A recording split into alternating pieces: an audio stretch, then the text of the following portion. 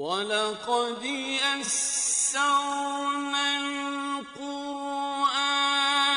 لِلذِّكْرِ فَهَلْ مِن مُّدَّكِرٍ۔ اور ہم نے قرآن کو سمجھنے کے لیے آسان کر دیا، تو کوئی ہے جو سوچے سمجھے۔ صوت القرآن، قرآن کی آواز۔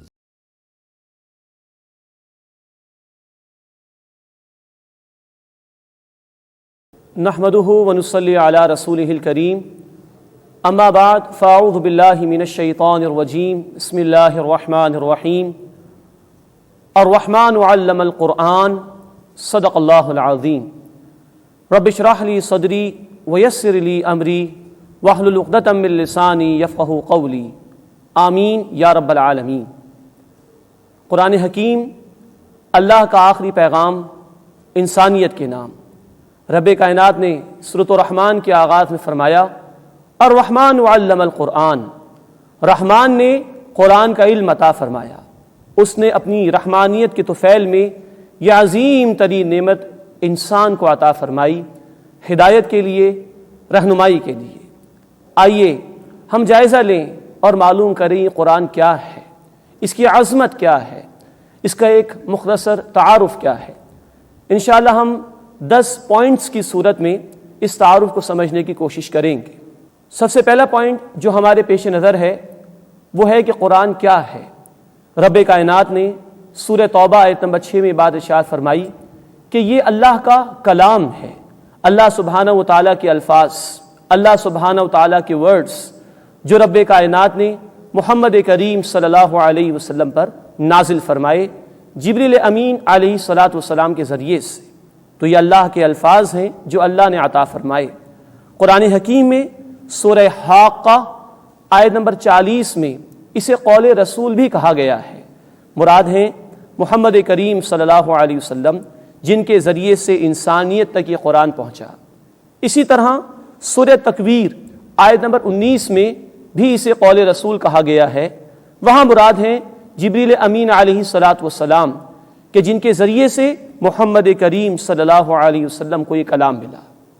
تو پہلا نقطہ جو ہم نے سمجھا وہ یہ کہ قرآن اللہ کا کلام ہے، اللہ سبحانہ و تعالیٰ کے الفاظ، اس کے ورڈز ہیں جو جبریل امین علیہ السلام کے ذریعے سے محمد کریم صلی اللہ علیہ وسلم کو ملے اور ان کے ذریعے سے آج قرآن میرے اور آپ کے پاس موجود ہے۔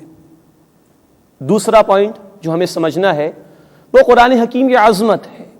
قرآن حکیم کی عظمت یا تو اللہ سبحانہ و تعالیٰ ہی بیان فرما سکتے ہیں کہ جن کا یہ کلام ہے، یا وہ ذات مبارکہ محمد کریم صلی اللہ علیہ وسلم جن پر یہ قرآن حکیم نازل ہوا۔ اللہ تعالیٰ قرآن میں فرماتے ہیں سورۃ الحشر آیت نمبر 21 میں لو انزلنا هذا القرآن على جبل لرأيته خاشعا متصدعا من خشية اللہ، اگر ہم اس قرآن کو کسی پہاڑ پر نازل کرتے تو تم دیکھتے کہ وہ اللہ کی خشیت سے دب جاتا اور پھٹ جاتا اور ریزہ ریزہ ہو جاتا۔ یہ قرآن کی عظمت پر خود قرآن حکیم کی عظیم ترین آیت ہے۔ اسی کی عظمت پر رب کائنات نے فرمایا سورہ یونس کی آیت نمبر 58 میں ہوا خیر مما یجمعون، دنیا میں لوگ جو کچھ بھی جمع کر رہے ہیں سب سے بڑھ کر جو شے جمع کیے جانے کے قابل ہے وہ اللہ کی یہ کتاب قرآن حکیم ہے۔ اس کی عظمت کو پھر بیان کیا ہے اس ذات مبارکہ نے جس پر یہ قرآن نازل ہوا، محمد کریم صلی اللہ علیہ وسلم۔ کہیں آپ نے فرمایا بخاری شریف کی حدیث میں خیرکم من تعلم القرآن وعلمہ، تم میں سے بہترین وہ ہیں جو قرآن سیکھیں اور قرآن سکھائیں۔ کہیں آپ صلی اللہ علیہ وسلم نے فرمایا بخاری اور مسلم شریف کی روایت میں رشک 2 ہی افراد پر کرنا جائز ہے، ایک وہ جسے اللہ نے مال دیا ہو دنیا میں اور دن رات وہ اللہ کے راستے میں خرچ کرتا ہو، اور دوسرا وہ جسے اللہ نے قرآن کی دولت عطا فرمائی ہو اور دن رات وہ اس قرآن کے سیکھنے سکھانے میں، اس کے عام کرنے میں لگا ہوا ہو۔ اللہ ہمیں اس کی توفیق عطا فرمائے۔ اسی طرح اللہ کے حبیب صلی اللہ علیہ وسلم کی ایک حدیث مبارکہ ہے جامع ترمذی میں، اس کے آخر میں بڑے پیارے الفاظ آپ نے ارشاد فرمایا من قال به صدق، جس نے اس قرآن کے مطابق بات کہی اس نے سچ کہا، ومن حکم به عدل، جس نے اس قرآن کے مطابق فیصلہ کیا، اس نے عدل کیا۔ وَمَنْ عَمِلَ بِهِ أُجِرَ، جس نے اس قرآن پر عمل کیا اس کا اجر محفوظ ہو گیا۔ وَمَنْ دَعَا إِلَيْهِ هُدِيَ إِلَىٰ صِرَاطٍ مُسْتَقِيمٍ، اور جس نے اس قرآن کی طرف لوگوں کو دعوت دی اسے تو سیدھے راستے کی ہدایت عطا کر دی گئی۔ اللہ ہمیں ان باتوں کا یقین عطا فرمائے اور اپنی اس کتاب سے جڑنے کی توفیق عطا فرمائے۔ اب آئیے تیسرے پوائنٹ کی طرف۔ یہ قرآن کیوں نازل کیا گیا؟ اس کا مین آبجیکٹو کیا ہے، مین پرپس کیا ہے؟ رب کائنات نے یہ بات قرآن میں بیان فرمائی۔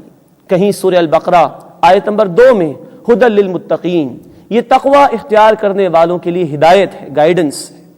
کہیں رب کائنات نے فرمایا سورۃ البقرہ آیت نمبر 185 ہدی للناس، یہ تمام انسانیت کے لیے ہدایت ہے۔ کہیں فرمایا سورہ بنی اسرائیل آیت نمبر 8 میں یہدی للتی ہی اقوم، یہ قرآن بالکل سیدھے راستے کی ہدایت دیتا ہے۔ کہیں فرمایا سورہ صاد آیت نمبر 1 اور سورۃ الحدید آیت نمبر 9 میں لیخرجکم من الظلمات الی النور، اللہ تمہیں گمراہی کی تاریکیوں سے نکال کر ہدایت کی روشنی کی طرف لے جانا چاہتا ہے اس قرآن کے ذریعے سے۔ تو اس قرآن کا جو اولین تعارف، اس کا جو اولین مقصد جو قرآن بیان کرتا ہے وہ یہ ہے، it's a book of guidance, یہ کتاب ہدایت ہے انسان کو اس کی انفرادی زندگی کے لیے، اس کی اجتماعی زندگی کے لیے رہنمائی دینے والی کتاب ہے۔ ہاں، اس کے پڑھنے پر ثواب بھی ہے۔ جامع ترمذی کی حدیث کے مطابق ایک ایک حرف پر 10 نیکیوں کا ثواب ملتا ہے، لیکن یہ ثواب ضمنی ہے، یہ ثواب سیکنڈری نوعیت کی شے ہے، یقیناً ملتا ہے، لیکن جو پرائمری فنکشن قرآن نے اپنا بیان کیا، جو پرائمری آبجیکٹو رب کائنات نے قرآن کا بیان کیا، وہ یہ کہ it's a book of guidance, یہ کتاب ہدایت ہے۔ آئیے پوائنٹ نمبر 4 کی طرف چلتے ہیں۔ یہ قرآن حکیم کتنے عرصے میں نازل ہوا؟ اس کا جواب قرآن نے 2 اعتبارات سے دیا ہے۔ نمبر 1، قرآن نے کہا سورہ القدر کی آیت نمبر 1 میں انا انزلناہ فی لیلۃ القدر، بے شک اس قرآن کو ہم نے لیلۃ القدر میں نازل کیا۔ یہاں لفظ آیا انزلناہ، انزال، ایک دفعہ میں نازل کر دینا۔ اور کہیں قرآن کہتا ہے تنزیل، سورہ الدہر آیت نمبر 23 میں کہا گیا تنزیلا، ہم نے تھوڑا تھوڑا کر کے قرآن حکیم کو نازل کیا۔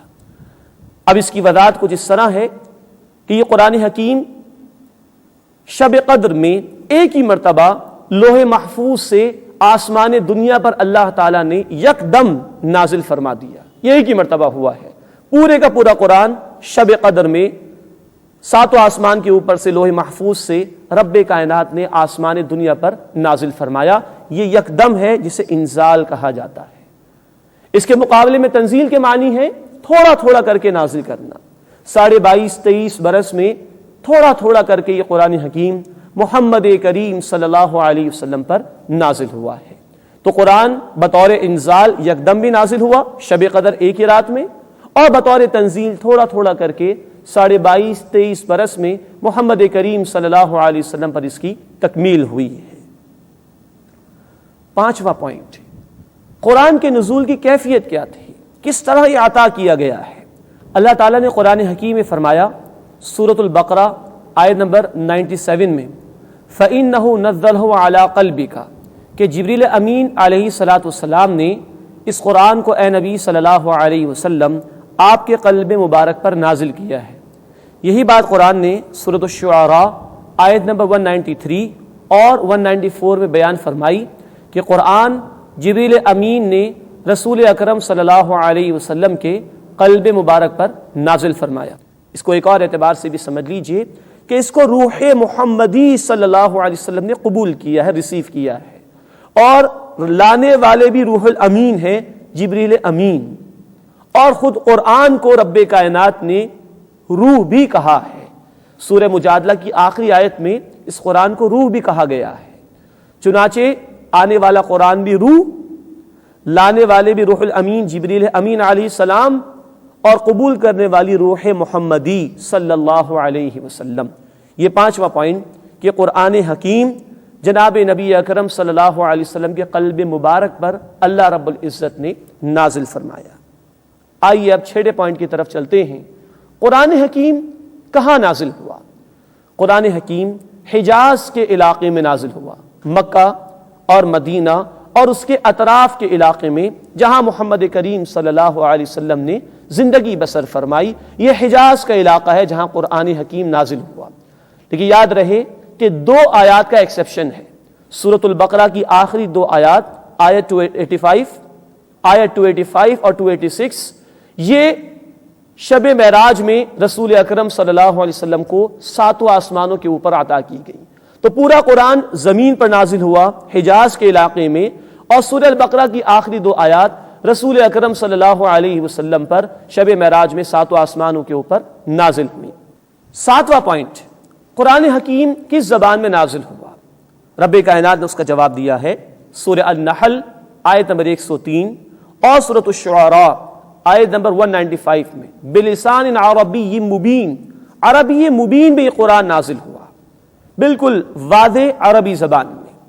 اللہ رب العزت نے اس زبان کو چنا ہے اور اپنے آخری کلام کو اسی زبان میں رب کائنات نے نازل فرمایا۔ عربی دنیا کی سب سے زیادہ رچ زبان ہے، سب سے زیادہ وسیع اور سب سے زیادہ فصیح اور بلیغ زبان ہے، بڑی وسعت اللہ نے اس میں رکھی۔ اس زبان کو اللہ نے چنا ہے۔ تلوار کے لیے سینکڑوں الفاظ موجود، گھوڑے کے بیان کرنے کے لیے سینکڑوں الفاظ موجود، شیر کا بیان کرنے کے لیے سینکڑوں الفاظ موجود۔ اتنی یہ رچ زبان ہے جسے رب کائنات نے چنا اپنے آخری کلام کے نزول کے لیے۔ مزید نوٹ کیجئے، لسان عربی، عربی مبین، یہ وہ زبان تھی جو دیہاتوں میں بولی جاتی تھی عرب کے معاشروں میں، اور ہم جانتے ہیں کہ اس زمانے میں بچوں کو دیہاتوں میں بھیج دیا جاتا تھا، دائیوں کے حوالے کیا جاتا تھا، اور وہاں وہ یہ لغہ فصحیٰ سیکھ کر آتے تھے پھر شہروں میں۔ اللہ کے رسول صلی اللہ علیہ وسلم کو بھی دائی حلیمہ کے حوالے کیا گیا تھا، اور وہ اپنے علاقے میں، دیہات کے علاقے میں آپ صلی اللہ علیہ وسلم کو لے گئی تھیں۔ عربی مبین کو اللہ تعالیٰ نے اپنے کلام کے لیے چنا ہے۔ مزید نوٹ فرما لیجیے اس بات کو کہ دنیا کی زبانوں میں ڈیولپمنٹ ہوتی رہتی ہے، تبدیلیاں آتی رہتی ہیں۔ آج سے 150-200 برس کی اردو میں اور آج کی اردو میں زمین آسمان کا فرق ہے۔ شیکسپیئر کی انگریزی میں اور آج بولی جانے والی انگریزی میں زمین آسمان کا فرق ہے۔ لیکن یہ اللہ کی کتاب قرآن کا اعجاز ہے کہ جس لغہ فصاح میں، جس واضح عربی زبان میں قرآن نازل کیا گیا، اس کو اللہ نے انٹیکٹ رکھا، اس کو اللہ نے محفوظ کر لیا، اور اس عربی زبان میں کوئی تبدیلی نہیں آئی۔ سلینگ عربک ڈیفرنٹ ہے قرآنک عربک سے۔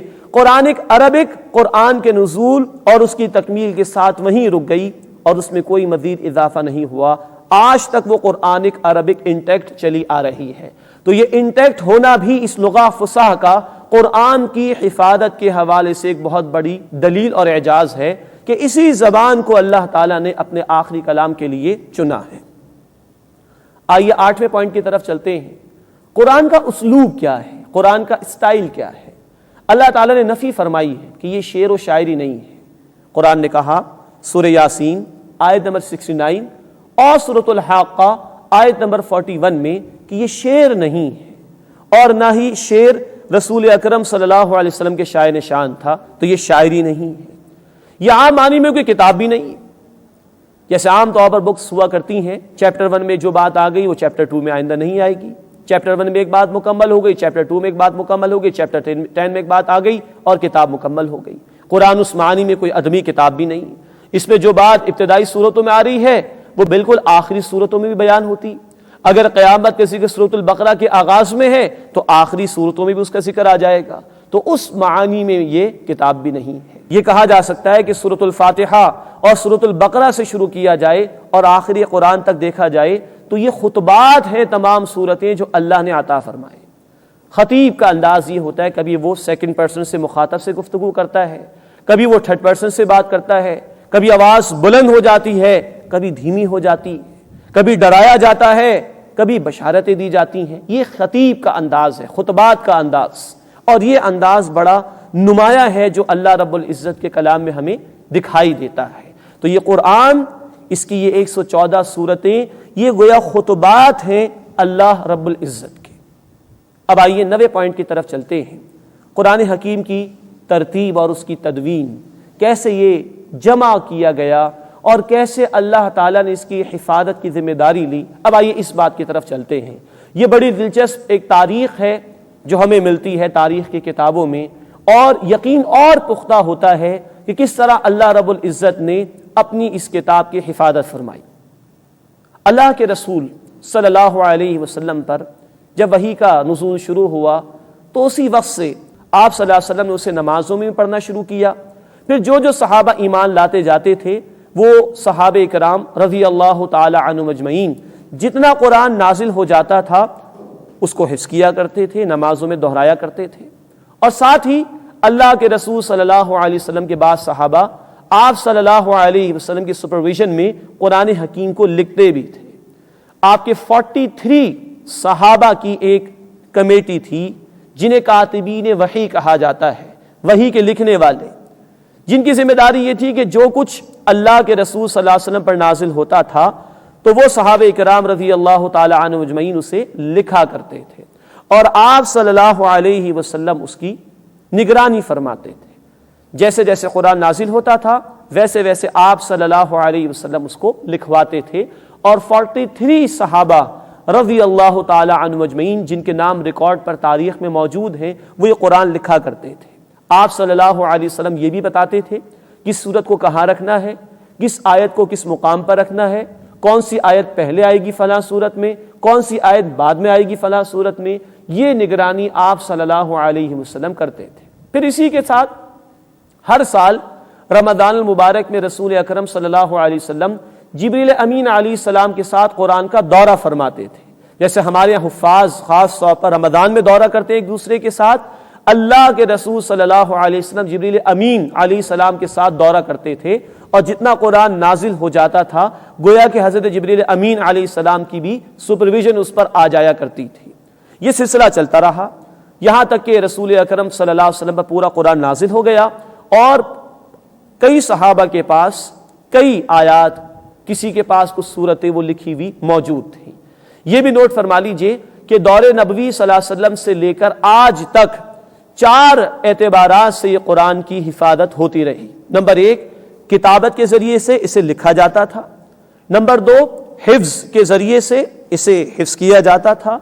نمبر 3، عمل کے ذریعے سے کہ لوگ عمل کرتے تھے اور عمل کے ذریعے سے قرآن آگے لوگوں تک پہنچتا تھا۔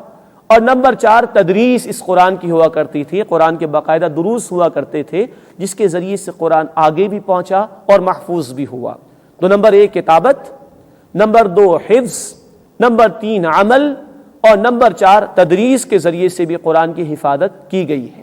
ہاں، دور نبوی صلی اللہ علیہ وسلم میں کسی کتابی شکل میں قرآن حکیم موجود نہیں تھا جیسے آج ہمارے پاس قرآن حکیم کتابی شکل میں موجود ہے۔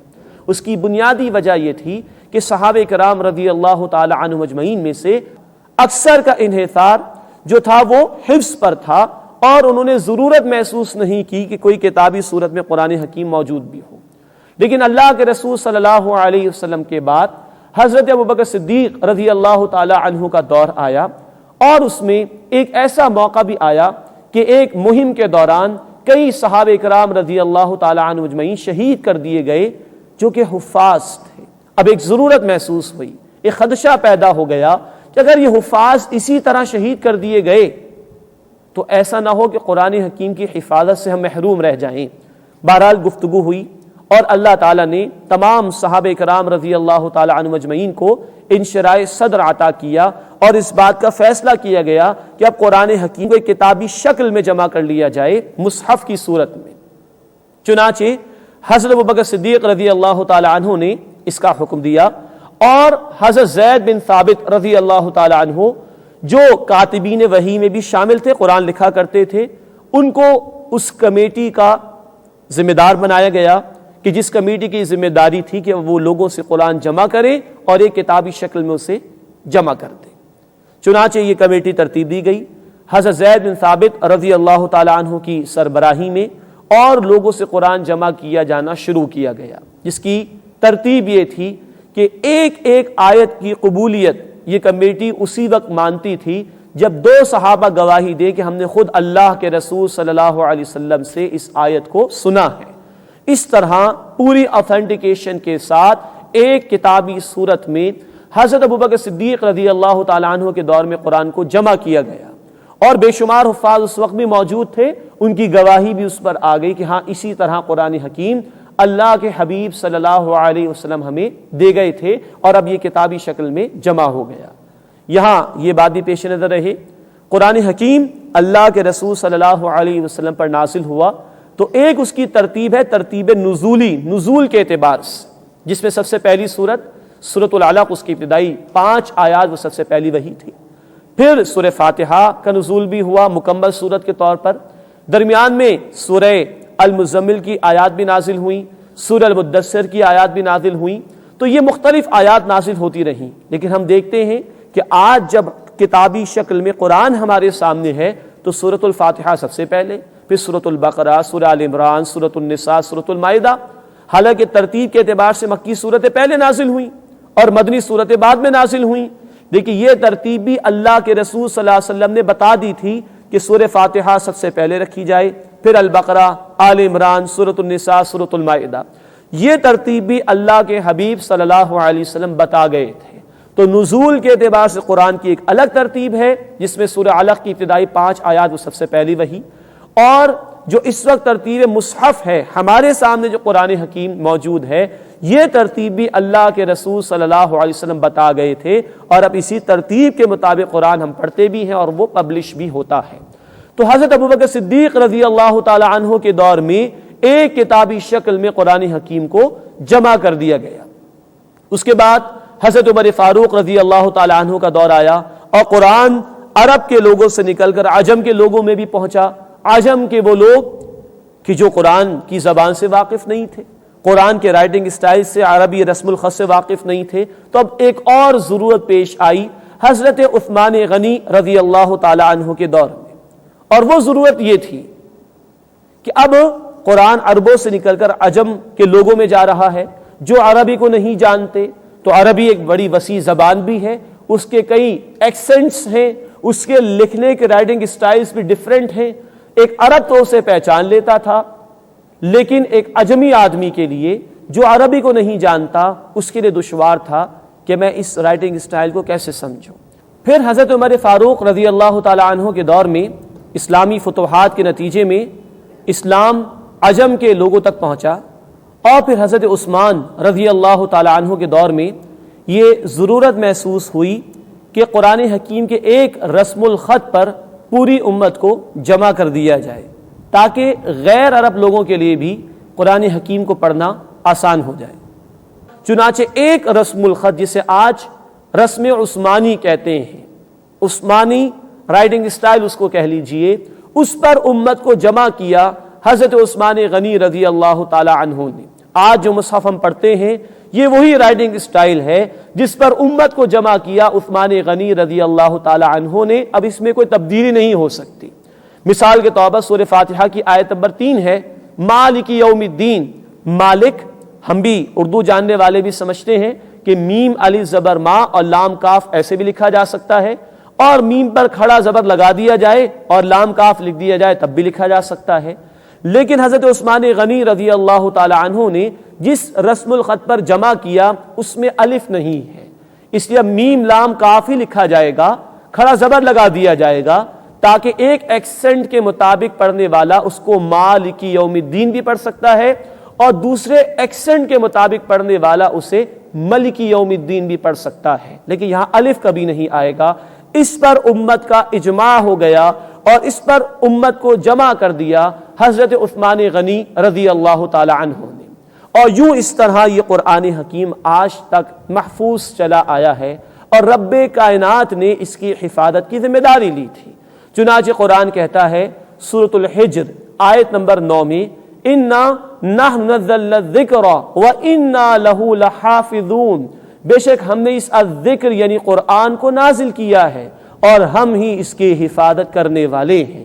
تو اللہ کے ذریعے سے جبریل امین علیہ السلام کو، جبریل امین کے ذریعے سے محمد کریم صلی اللہ علیہ وسلم کو، محمد کریم صلی اللہ علیہ وسلم کے ذریعے سے صحابہ کرام رضی اللہ تعالی عنہم اجمعین کو، اور ان کے ذریعے سے آج امت کو یہ قرآن منتقل ہو کر آیا، کتابت کے ذریعے سے بھی، حفظ کے ذریعے سے بھی، عمل کے ذریعے سے بھی، اور تدریس کے ذریعے سے بھی۔ یہ بھی اس قرآن حکیم کا اعجاز ہے کہ اب چند سال کے بچے، کوئی 6 سال کا بچہ، 7 سال کا بچہ، 8 سال کا بچہ، یہ ریکارڈڈ ہے، یونائٹڈ اسٹیٹس آف امریکہ سے پاکستان میں بچے آ رہے ہیں اور ریکارڈڈ پیریڈ میں 6 مہینے میں 8 مہینے میں قرآن کو حفظ کر لیتے ہیں۔ یہ اللہ کی اس کتاب کا اعجاز ہے، اللہ نے اس کی حفاظت کا ذمہ لیا، آج تک یہ قرآن انٹیکٹ اور محفوظ صورت میں چلا آ رہا ہے، اس کی اوتھینٹسٹی کو کوئی چیلنج نہیں کر سکتا، اس لیے کہ اس کی حفاظت کا ذمہ اللہ رب العزت نے لیا۔ یہ نواں نقطہ تھا، نواں پوائنٹ تھا جو ہم نے سمجھا، قرآن کی ترتیب کس طرح دی گئی، اس کی تدوین کیسے ہوئی، یہ کس طرح محفوظ ہو کر ہم تک پہنچا۔ اب آئیے 10ویں اور آخری پوائنٹ کی طرف چلتے ہیں جو بڑا دلچسپ ہے، قرآن حکیم کی ترکیب اور تقسیم کیسے ہے۔ ونس وہ کمپائل ہو گیا، ایک کتابی شکل میں تو آ گیا، اس کے بعد پھر اس کی ڈویژن، اس کی تقسیم کس طرح کی گئی ہے، آئیے اس بات کو ہم سمجھنے کی کوشش کریں۔ قرآن حکیم کا سب سے بیسک یونٹ، بنیادی اکائی وہ آیت ہے، آیت کی جمع آیات، تو یہ بیسک یونٹ ہے قرآن حکیم کا جس کو آیت کہتے ہیں۔ یہ تقسیم بھی اللہ کے رسول صلی اللہ علیہ وسلم کے دور میں ہو گئی تھی۔ عام طور پر جو تعداد جس پر ایگریمنٹ ہے امت کے علماء کا وہ 6236 آیات ہیں، 6236، یہ 6236 آیات ہیں جس پر عام طور پر امت کے علماء کا اتفاق ہے۔ ویسے اختلاف ہو جایا کرتا ہے کہ بسم اللہ الرحمن الرحیم کو ہر سورت کے آغاز میں لکھا تو گیا، اب وہ بھی سورت میں جو آیات ہیں ان میں شامل کی جائے یا اس بسم اللہ کو سورت کی آیات میں شامل نہ کیا جائے، یہ اختلاف تو ہو سکتا ہے، لیکن عام طور پر جو علماء کا اتفاق ہے وہ 6236 آیات کے بیان پر ہے۔ دوسری بات، جو قرآن حکیم کی آیات سے مل کر اگلی بات ہمارے سامنے آتی ہے وہ سورتیں ہیں۔ 114 سورتیں قرآن حکیم میں ہیں اور یہ تقسیم بھی اللہ کے رسول صلی اللہ علیہ وسلم نے خود ہی فرما دی تھی۔ ان میں سے عام طور پر اتفاق ہے 114 سورتوں میں سے 86 یعنی 86 مکی صورتیں ہیں اور 28 یعنی 28 مدنی صورتیں ہیں، تو کل یہ 114 صورتیں ہیں جن کی تقسیم اللہ کے رسول صلی اللہ علیہ وسلم کے دور میں ہو چکی تھی۔ اس کے بعد پھر قرآن حکیم میں منزلوں کی تقسیم ہے۔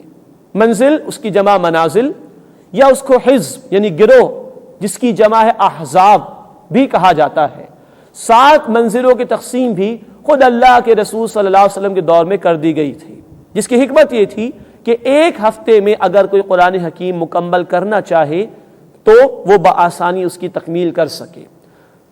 تو نبی اکرم صلی اللہ علیہ وسلم کے دور میں آیات کی تقسیم، سورتوں کی تقسیم اور منازل کی تقسیم ہو چکی تھی۔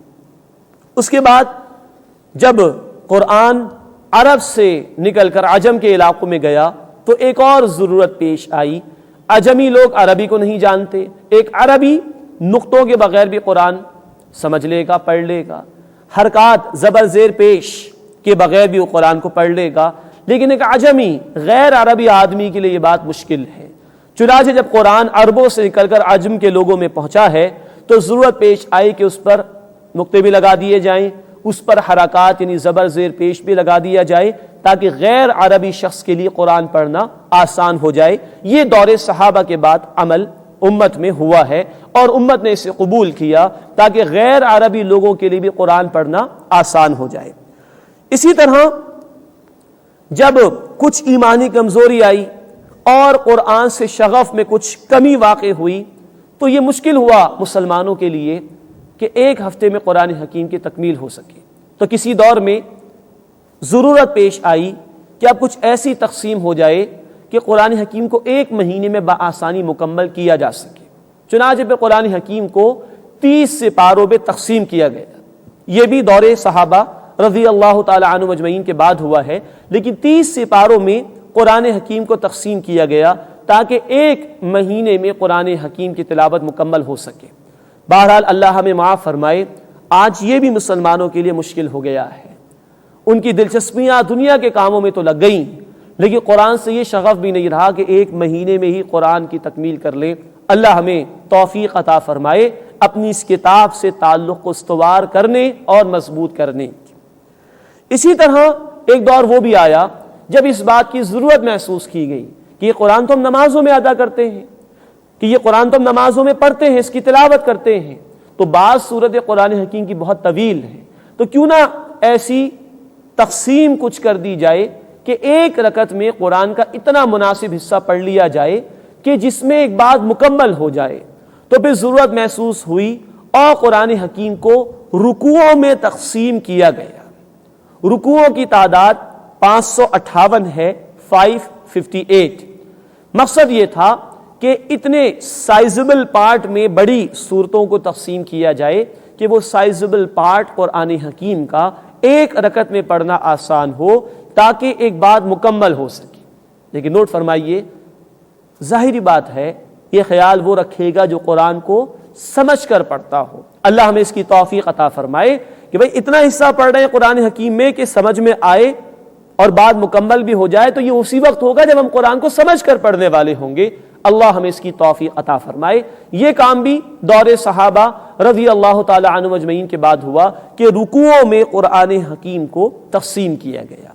تو یہ دور صحابہ کے بعد قرآن حکیم کے الفاظ پر نقطوں اور اعراب کا، حرکات کا، زبر زیر پیش کا لگایا جانا، پاروں کی تقسیم اور رکوعوں کی تقسیم عمل میں آئی، جس کو امت نے قبول کیا اور امت کا اس پر اتفاق بھی ہوا۔ قرآن حکیم کی ایک اور تقسیم بعض اہل علم نے کی ہے اس کے مضامین کو سمجھنے کے اعتبار سے، اور وہ ہے مکی مدنی صورتوں کے گروپس میں قرآن حکیم کی تقسیم۔ اسی کے ہم دیکھیں کہ قرآن حکیم میں سب سے پہلے سورۃ الفاتحہ ہے، ایک مکی صورت، پھر 4 مدنی صورتیں، پھر 2 مکی صورتیں، پھر 2 مدنی صورتیں، تو یہ سلسلہ بدلتا رہتا ہے، مکی صورت مدنی صورتیں، مکی صورتیں مدنی صورتیں۔ تو بعض اہل علم نے غور کیا اور انہوں نے قرآن حکیم کے 7 حصے مکی مدنی صورتوں کے اعتبار سے تقسیم فرمائے تاکہ قرآن حکیم کے مضامین کو سمجھنا آسان ہو جائے۔ ایک ہے قرآن حکیم کی 7 منزلیں، یہ تو دور نبوی ہی میں سلسلہ ہو گیا تھا، تقسیم ہو گئی تھیں، لیکن اب جو بات ہم سمجھ رہے ہیں وہ ہے مکی مدنی صورتوں کے اعتبار سے قرآن حکیم کے 7 حصے۔ اب آئیے ان 7 حصوں کی مختصر سی تشریح ہم سمجھ لیں۔ سب سے پہلا حصہ، اس میں ایک مکی صورت ہے سورۃ الفاتحہ اور 4 مدنی صورتیں ہیں، سورۃ البقرہ، سورہ آل عمران، سورۃ النساء اور سورۃ المائدہ۔ تو یہ 5 صورتوں پر مشتمل پہلا حصہ ہے جس میں ایک مکی صورت اور 4 مدنی صورتیں ہیں۔ اس پہلے حصے کا جو موضوع ہے وہ ہے احکامات شریعت، شریعت کے احکامات کو بڑی وضاحت سے ان صورتوں میں بیان کیا گیا ہے۔ دوسرا حصہ یہ 2 مکی صورتوں اور 2 مدنی صورتوں پر مشتمل ہے، سورۃ الانعام اور سورۃ الاعراف یہ 2 مکی صورتیں ہیں، اور سورۃ الانفال اور سورہ التوبہ یہ 2 مدنی صورتیں ہیں۔ یہ دوسرا حصہ ہے۔ اس حصے کا موضوع ہے ایمان بالرسالت، رسولوں کے حوالے سے تفصیلی گفتگو اللہ نے ارشاد فرمائی۔ تیسرا حصہ ہے جو کہ مشتمل ہے سورہ یونس سے لے کے سورۃ المؤمنون تک 14 مکی صورتیں اور سورہ النور 1 مدنی صورت پر، اور اس تیسرے حصے کا موضوع بھی ہے ایمان بالرسالت، رسولوں کے حوالے سے تفصیلی گفتگو اس مقام پر بیان ہوئی ہے۔ پھر چوتھا حصہ ہے سورہ فرقان سے لے کے سورہ الف لام میم السجدہ، 8 مکی صورتیں اور 1 مدنی صورت سورۃ الاحزاب۔ اس حصے کا موضوع ہے ایمان باللہ، توحید کے حوالے سے غالب خطاب اللہ نے ارشاد فرمایا ہے۔ اس کے بعد 5واں حصہ ہے سورہ سبا سے لے کے سورۃ الاحقاف تک، 13 مکی صورتیں، اور پھر سورہ محمد صلی اللہ علیہ وسلم سے لے کر سورہ حجرات تک 3 مدنی صورتیں۔ ان صورتوں کا جو مرکزی موضوع ہے وہ ہے ایمان باللہ۔ اس کے بعد 6واں حصہ ہے سورہ قوف سے لے کے سورۃ الواقعہ تک 7 مکی صورتیں، اور سورۃ الحدیث سے لے کر سورۃ التحریم تک 10 مدنی صورتیں۔ اس 6ٹھے حصے کا موضوع ہے ایمان بالآخرت۔ 7واں اور آخری حصہ، اس میں سورۃ الملک سے لے کر سورۃ الاخلاص تک 46 مکی صورتیں ہیں، اور آخر میں 2 مدنی صورتیں ہیں، سورۃ الفلق اور سورۃ الناس، اور اس آخری حصے کا موضوع ہے ایمان بالآخرت۔ تو یہ 7 حصے غور و فکر سے سامنے آئے کہ جن میں ہر حصے میں کم از کم ایک مکی یا ایک مدنی صورت ہے، اور مکی مدنی صورتوں کے اعتبار سے یہ حصے ترتیب دیے گئے جس میں غور و فکر کا سامان بہت کچھ ہے غور و فکر کرنے والوں کے لیے۔ تو یہ قرآن حکیم کے ترکیب اور تقسیم کے اعتبار سے چند باتیں ہم نے سمجھی۔ یوں گویا تعارف قرآن کے ضمن میں 10 پوائنٹس ہمارے سامنے آئے۔ قرآن کیا ہے؟ یہ اللہ کا کلام۔ قرآن کی عظمت کو ہم نے سمجھا۔ نمبر 3، قرآن کیوں نازل کیا گیا، اس کا مین مقصد ہے ہدایت، یہ بات ہم نے سمجھی۔ نمبر 4، قرآن کے نزول کا پیریڈ کیا ہے، وہ ہم نے سمجھا۔ انزال یکدم بھی نازل ہوا اور تنزیل تھوڑا تھوڑا کر کے بھی نازل ہوا۔